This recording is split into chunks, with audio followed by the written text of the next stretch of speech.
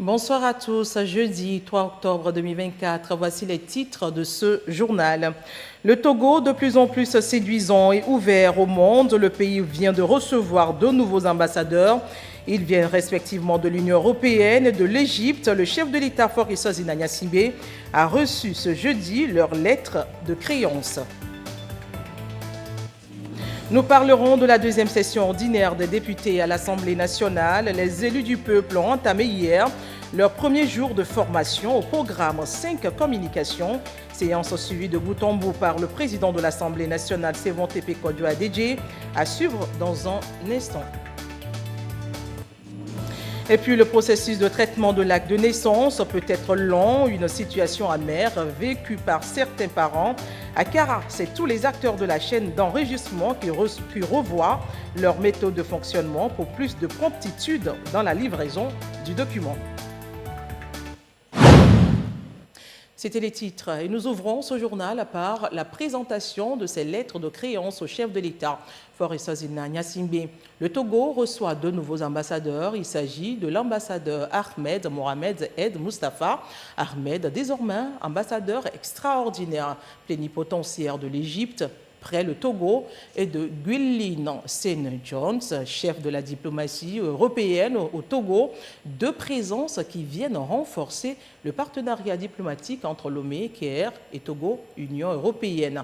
On en parle avec Rich Amiga. L'Égypte et l'Union européenne ont désormais de nouveaux ambassadeurs au Togo. Les deux diplomates ont présenté leur lettre de créance au président de la République, Faure Zinania Simbe.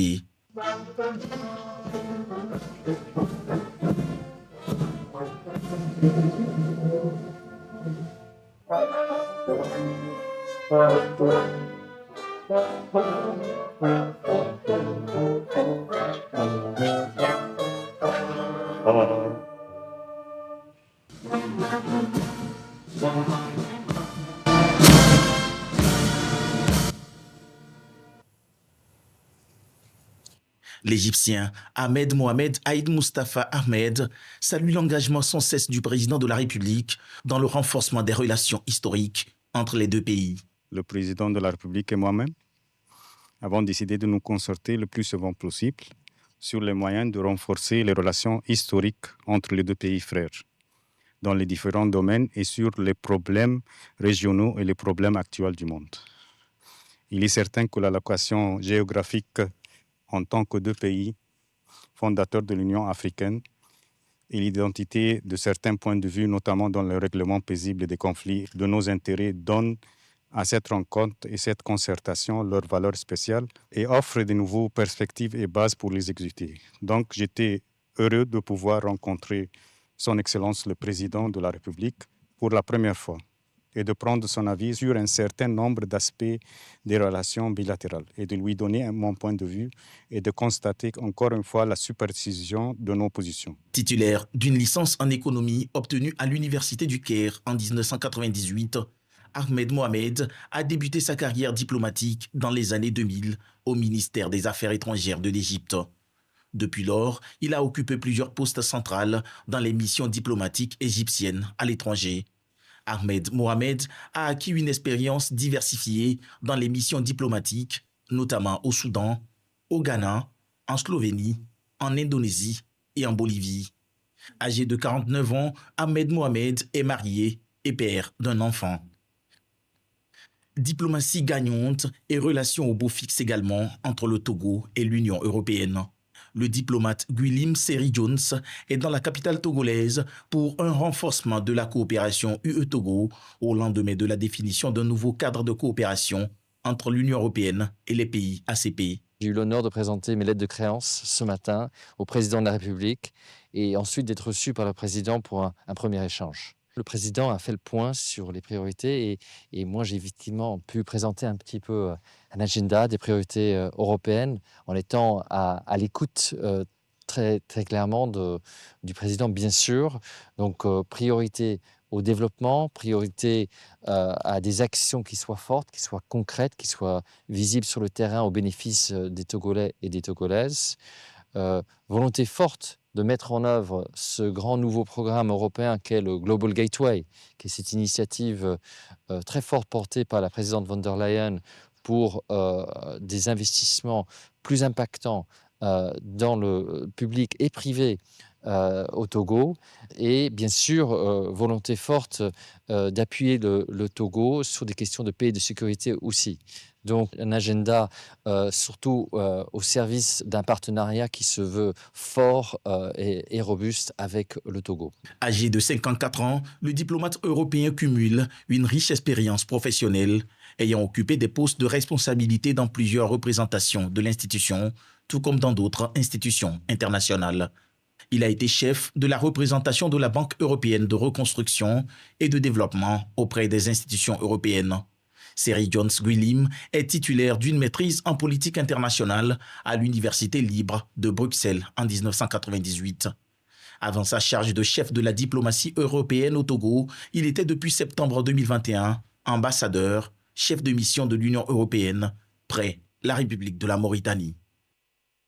Après les ambassadeurs, c'est une délégation des parlementaires de la CEDEAO conduite par sa présidente, Maimouna-To Ibrahima, qui est allée exprimer au chef de l'État, Faure Gnassingbé, ses admirations au vu des conditions favorables qui ont permis la bonne tenue de la 3e session extraordinaire du Parlement de la CEDEAO à Lomé. Elle a également salué la diplomatie active du président de la République prouvée tous les jours.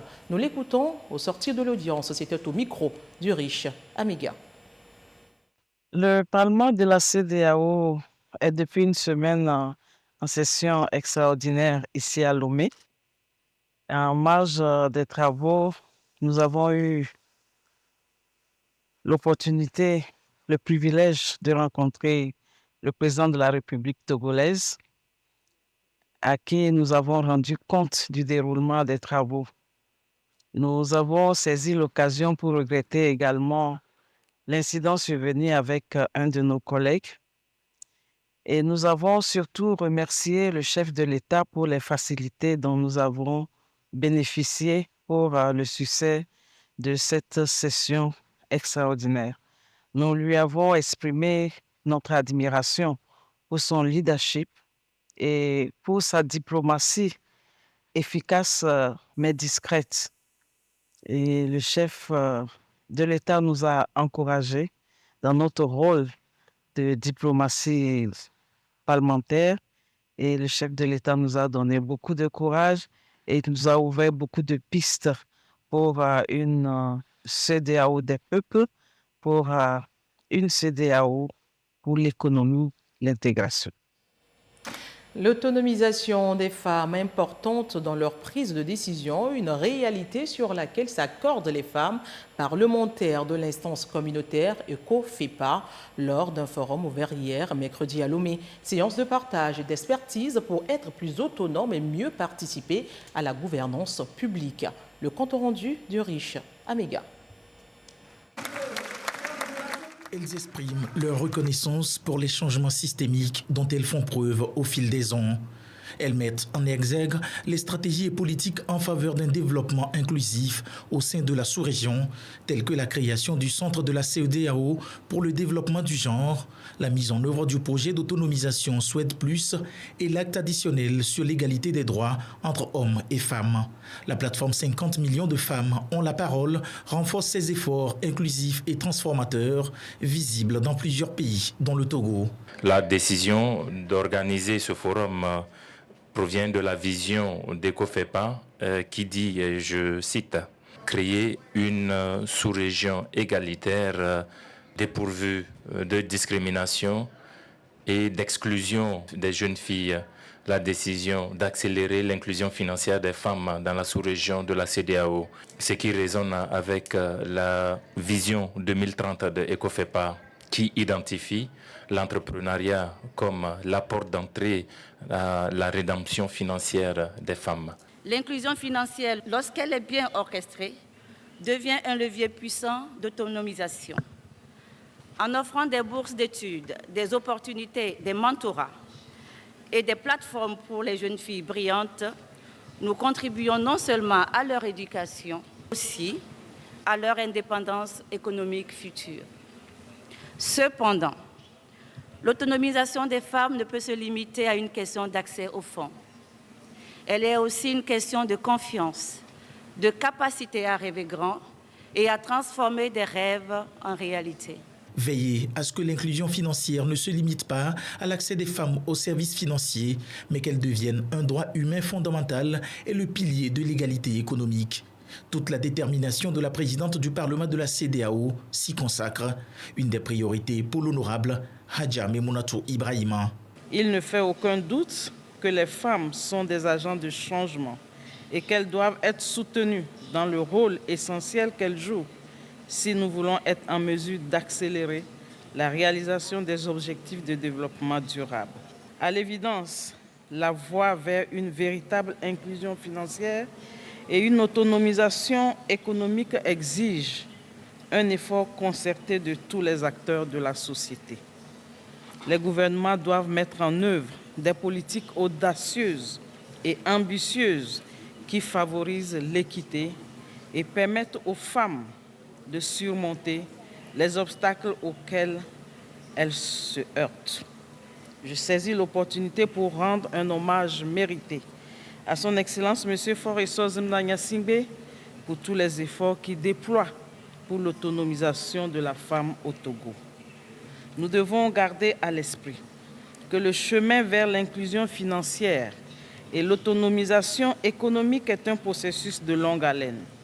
Il nous faut remettre en question les mécanismes obsolètes, plaider en faveur de politiques équitables et créer des opportunités innovantes qui permettent aux femmes de s'épanouir. En la matière, le Togo peut se féliciter d'être un exemple sous-régional. Les données publiées par la BCEAO en juillet 2022 l'illustrent clairement avec un taux d'inclusion financière qui est passé de 57,7% en 2014 à 85,72% en 2021. Une meilleure performance dans l'espace UEMOA, tributaire de nombreuses réformes du président de la République, Faure Essozimna Gnassingbé. Dans ce processus, un accent particulier est mis sur le Fonds national de la finance inclusive, FNFI, institué depuis 2013 comme un véritable vecteur de réduction de la pauvreté, des inégalités et des discriminations. Grâce à ce fonds, de profonds changements visibles s'opèrent dans les vies des personnes touchées. De plus, pour confirmer l'engagement du gouvernement à faire de l'inclusion financière un secteur prioritaire, un ministère y a été dédié depuis 2017. Il a été accompagné de la définition d'une stratégie nationale d'inclusion financière adoptée en 2021. Il me plaît de souligner l'initiative présidentielle consistant à réserver un quota de 25% de marché public aux jeunes et femmes entrepreneurs qui y soumissionnent. Les femmes parlementaires reconnaissent une fois de plus le leadership du chef de l'État désigné champion du He4She en 2021. Son engagement continu au renforcement de la participation des femmes aux décisions stratégiques est ainsi salué année après année. Nous vous en parlions depuis mardi. Les activités parlementaires ont repris une deuxième session délocalisée à Kara hier. Ces députés à l'Assemblée nationale ont entamé leur première journée de formation. Les thématiques vont de l'origine des parlements à la mission des députés, en passant par leur rôle dans un régime parlementaire. Séance suivie de bout en bout par le président de l'Assemblée nationale, Sévonté Pékodio, ADG, Marie-Ange Bida. À peine la deuxième session ordinaire de l'année 2024 ouverte, les députés sont déjà en pleine formation. Ce séminaire parlementaire vise à leur fournir les outils nécessaires pour comprendre en profondeur le fonctionnement du régime parlementaire et mieux se distinguer dans leurs fonctions. Selon le président de l'Assemblée nationale, Sévon Tepe Kodjoa Deji, cette remise à niveau est essentielle pour permettre à l'institution législative d'être davantage à l'écoute des préoccupations de la population.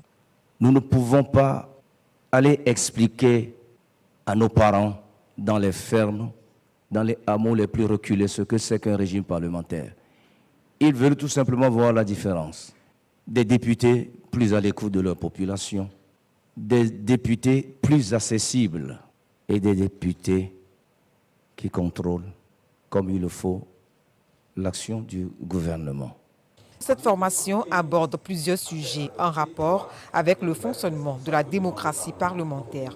Tout d'abord, les députés sont entretenus sur les origines des parlements et le rôle du Parlement dans un régime parlementaire. Nous avons rappelé que les grandes institutions qui ont été mises en place dans le cadre du régime parlementaire togolais, il y a le chef de l'État, il y a le gouvernement et le Parlement. Il faut dire que nous ne sommes plus dans la même configuration du Parlement que dans la 4e République, parce qu'aujourd'hui, il y a 2 chambres qui composent le Parlement. Il y a l'Assemblée nationale et le Sénat. Donc aujourd'hui, il y a l'Assemblée nationale qui produit la loi, mais avec le concours du Sénat qui va être mis en place. Donc il y a une forme de contre-pouvoir dans la production législative entre l'Assemblée nationale et le Sénat. Également au programme de la formation du jour, d'autres thématiques, à savoir les révisions constitutionnelles au Togo et la constitution de la 5e République. Leur développement et l'exercice de questions-réponses ont éclairé la lanterne des députés, notamment sur le bien fondé de la nouvelle loi fondamentale du Togo et ses avantages pour les populations. Sur environ 60 ans, 5 constitutions, sinon 4, on n'a eu que 3 révisions. Ça montre de la vitalité, de la stabilité des textes constitutionnels. Ce séminaire parlementaire est l'occasion de présenter aux députés de la première législature de la 5e République, dont la majorité font leur première expérience en tant que députés, de leur permettre de bien comprendre effectivement d'où nous venons, les raisons qui ont motivé la révision de notre Constitution et l'adoption de la nouvelle Constitution. Nous sommes fiers donc de toutes les innovations qui ont pu être apportées, qui nous permettent d'avoir un équilibre des pouvoirs, d'avoir une séparation des pouvoirs souple, parce qu'il faut nécessairement, pour que le pays se construise, qu'il y ait une collaboration entre le Parlement et l'exécutif. Enfin, la dernière communication a porté sur les missions du député, celle de représenter le peuple, voter des lois et contrôler l'action gouvernementale. Le premier jour de ce séminaire parlementaire s'est achevé sur une note de satisfaction pour les députés. Et je vais l'annoncer en titre, les acteurs de la chaîne d'enregistrement des naissances de la CARA revoient leur méthode de fonctionnement. Une formation dont le but est d'améliorer le processus de traitement de ces actes afin d'éviter certaines erreurs et de mieux satisfaire la population. L'initiative est portée par le ministère en charge de l'administration territoriale. Le compte rendu de Nestor Mouzo.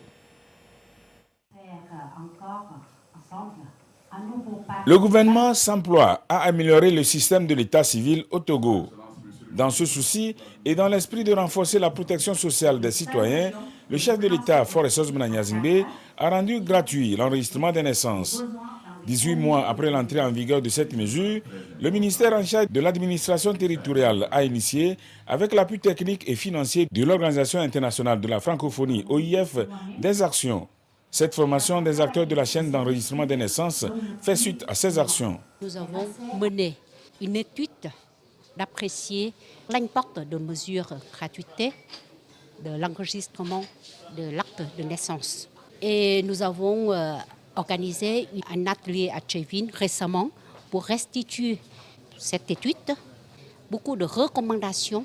Il y a une qui est très importante et d'urgence, c'est le renforcement des capacités, surtout des acteurs principaux dans le processus d'enregistrement des actes de naissance. Pour le ministère de l'Administration territoriale, de la décentralisation et de la chefferie coutumière, il urge de former les acteurs de la chaîne d'enregistrement des naissances pour leur permettre d'être au même niveau d'information et éviter les manquements observés ici et là, non seulement dans l'établissement des actes de naissance, mais également dans la procédure de remboursement aux communes des actes délivrés.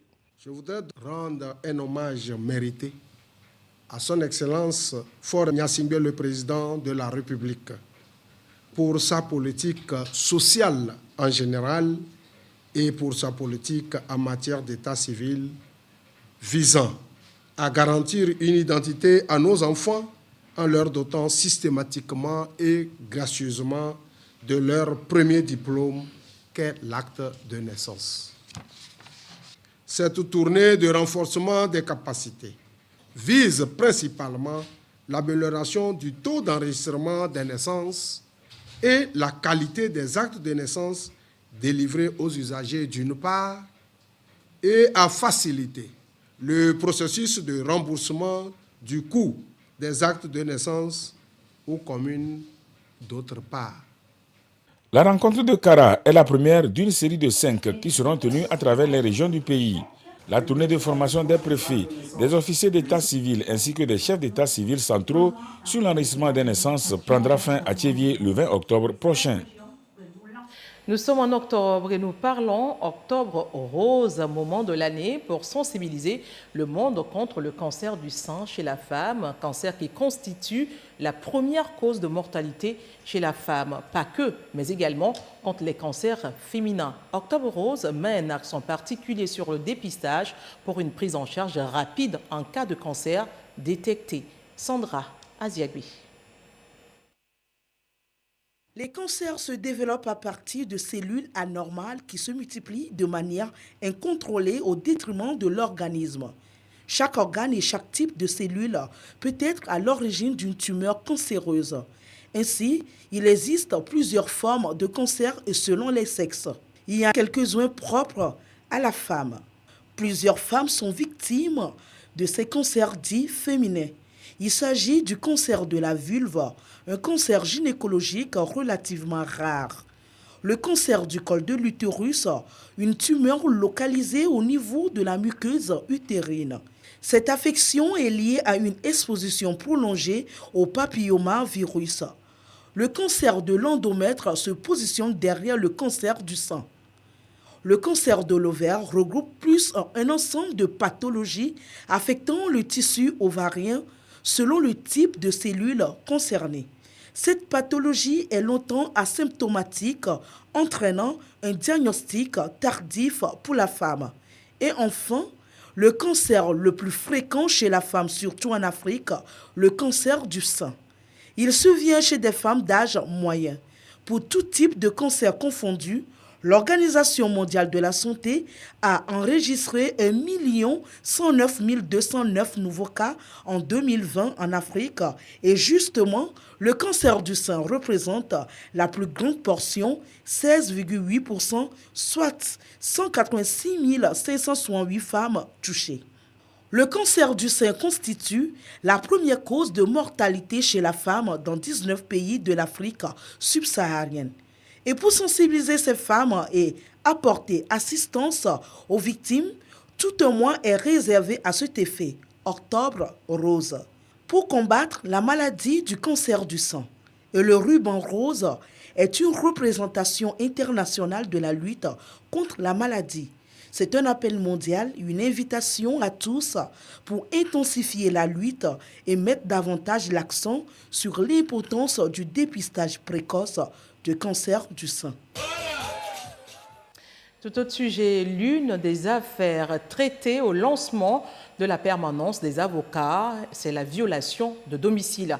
Daniel, accusé de cambriolage dans une maison inachevée alors qu'il y était pour faire ses besoins. C'est ce qu'il affirme. Après des mois passés derrière les barreaux, il retrouve sa liberté. Que s'est-il réellement passé? Le récit, c'est avec Adijata Kwabasabi à la voix Eli Agbar. Nyandao. Tribunal de première instance de Lomé. Daniel, 20 ans, comparaît pour la première fois 3 mois après son arrestation. Accusé de vol, il avait été interpellé après avoir escaladé le mur d'une maison abandonnée où il venait de faire ses besoins alors qu'il se rendait chez un ami. Ce geste anodin a pris une tournure tragique lorsque la population l'a accusé de cambriolage. Le prévenu fut sévèrement tabassé avant d'être remis à la police. On m'avait arrêté sa maison à côté de la maison inachevée. C'est qu'il dit que en lui a une fois volé 9 millions. C'est pourquoi moi aussi j'étais venu pour voler. Daniel fait face à la justice grâce à l'intervention de la permanence des avocats, un service qui offre une défense gratuite à ceux qui n'en ont pas la possibilité. Pendant 3 mois, Daniel a été détenu sans jugement, victime d'un simple malentendu selon son avocat. Le premier doute, c'est est-ce que M. Eclos a effectivement pénétré dans la maison de la partie civile. Je parle bien de M. Nadiak. Je crois que, à la lumière des questions qui lui ont été posées, je crois qu'il n'est jamais rentré dans la concession de M. Nadiak. Et d'ailleurs, M. Nadiak, lui, il était au travail. Donc, de son travail, il n'a pas pu voir qu'est-ce qui s'est passé. Après plusieurs heures de débat, le verdict est rendu. Le juge prononce la libération immédiate de Daniel. Par ces motifs statuant publiquement contradictoirement en matière correctionnelle et en premier ressort sur l'action publique, déclare le prévenu Eclos Yao Daniel non coupable. Pour la défense, aucun élément concret ne prouve que Daniel avait l'intention de voler. C'est le travail bien fait. Et donc, on ne peut qu'être heureux pour lui. Et il va pouvoir rentrer chez lui. Son cas n'est malheureusement pas isolé et rappelle l'importance d'un accès équitable à la justice pour tous, que ce soit le statut social ou les moyens financiers. La cimenterie de la côte ouest, Simco, vient en appui aux élèves de l'école primaire publique Katanga. Ces apprenants viennent de recevoir des kits scolaires pour mieux poursuivre et finir l'année scolaire 2024-2025. Le reportage d'Immaculée Bawea Balo à la voix, Yasmine Koudia. Cimenterie de la côte ouest Simco Industrie aux côtés des élèves de l'EPP Katanga.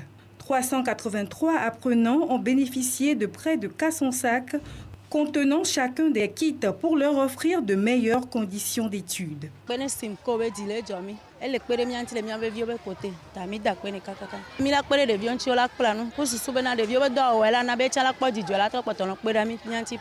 L'inspectrice, au nom de tout le personnel de l'école, a salué cette action humanitaire. Ensemble avec le directeur de l'école, ils ont exhorté les élèves à être plus assidus afin de maintenir toujours les meilleurs résultats. Nous sommes très fiers depuis le mois de septembre que Simco a annoncé venir faire la rénovation de notre école. Nos cœurs battaient de joie déjà et aujourd'hui, c'est chose faite. Ils sont allés au-delà de cela pour donner des kits scolaires aux enfants. C'est très bon. Nous allons faire bon usage des fournitures scolaires. Nous allons accompagner nos enfants dans des séances de travail spéciales pour que le résultat soit meilleur. C'est un geste de l'entreprise cimenterie de la côte ouest Simco Industrie qui vient en soutien aux efforts du gouvernement pour un accès équitable à l'éducation. Ce don traduit notre engagement citoyen d'être une société responsable qui va au-delà de son rôle de producteur de ciment, mais c'est aussi être aux côtés des populations pour soulager les parents en cette période très difficile, accompagner l'action gouvernementale, car on sait que le gouvernement est vraiment engagé dans l'éducation. C'est la mission que Simco s'est assignée. C'est l'occasion pour moi d'encourager et de féliciter le personnel encadrant de cette école. Nous espérons pouvoir être à leur côté chaque année. Installé au Togo depuis près de 3 ans, Simco Industrie est une filiale de Sim Metal Group du Burkina Faso. Sa vision est de soutenir l'avenir. Du sport pour clore ce journal, bien que déjà qualifié pour les quarts de finale de la Coupe du Monde de Maracana, le Togo a perdu hier son dernier match de poule face au Sénégal, 1-3. C'était toujours à la rotonde du Palais des Sports de Treichville. Il termine donc cette phase de poule avec 2 victoires sur 3 matchs disputés. Retour sur son parcours à cette phase, c'est avec notre reporter Chimpio Tba. C'est avec une note de 2 sur 3 et une deuxième place dans la poule C, derrière le Burkina Faso, que le Togo termine la phase de poule. Il a 2 victoires, soit 6-1 d'entrée face à la Guinée-Bissau, ensuite 5-4 devant le Burkina Faso et une défaite, 1-3 pour le Sénégal. Le Togo a pu inscrire 12 buts à cette phase, encaisser 8 et engranger 6 points plus 4. On a été bon dans l'ensemble. On a fait ce qu'il fallait lors des 2 premières rencontres. Et aujourd'hui, c'est la 3e. On ne va pas quand même jeter l'eau qu'on a utilisée pour faire le bain du bébé et puis le bébé. Non, il faut quand même féliciter les joueurs. Ils ont donné le meilleur d'eux.